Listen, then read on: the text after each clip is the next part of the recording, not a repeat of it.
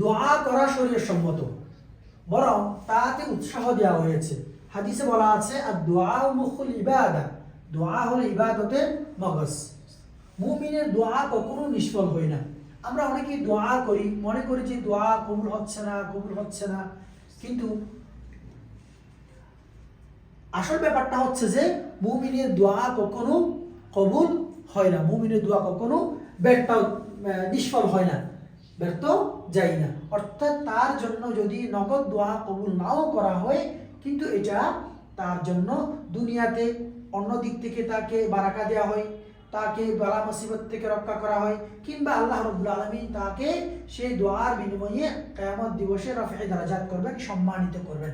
অর্থাৎ মুমিনের দোয়া হয়তো ডাইরেক্ট কবুল হবে, কিংবা তার জন্য এটা জমা থাকবে, এটি কখনো নিষ্ফল হয় না।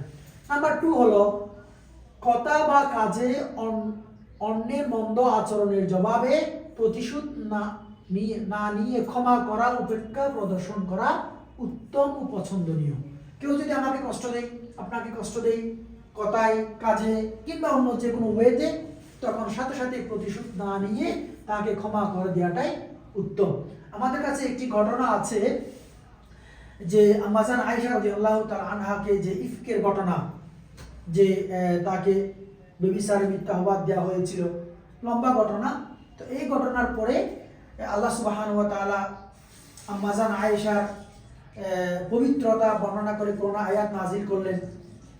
তো এর মধ্যে কয়েকজন নব মুসলিম সাহাবীও মুনাফিকদের কথাই, তাদের প্রোপাগান্ডায় পড়ে তারাও নানা কথা বলতে শুরু করেছিলেন। তাদের মধ্যে একজন সাহাবী, তার নাম ছিল মিসতাহ রাদিয়াল্লাহু তাআলা আনহু। তিনি ছিলেন অত্যন্ত গরীব সাহাবী। এই সাহাবীটাকে হযরত আবু বকর সিদ্দিক রাদিয়াল্লাহু তাআলা আনহু সাহায্য সহযোগিতা সবসময় করতেন। তো যখন এই ঘটনার মধ্য দিয়ে মিসতাহ রাদিয়াল্লাহু তাআলা আনহু, তিনিও আম্মা জান আয়েশা আবু বকর সিদ্দিক রাদিয়াল্লাহু তাআলা আনহুর মেয়ে, তার ব্যাপারে মন্দ কথা বলে ফেলল, তখন আবু বকর সিদ্দিক রাদিয়াল্লাহু তাআলা মারাত্মকভাবে কষ্ট পেয়েছেন।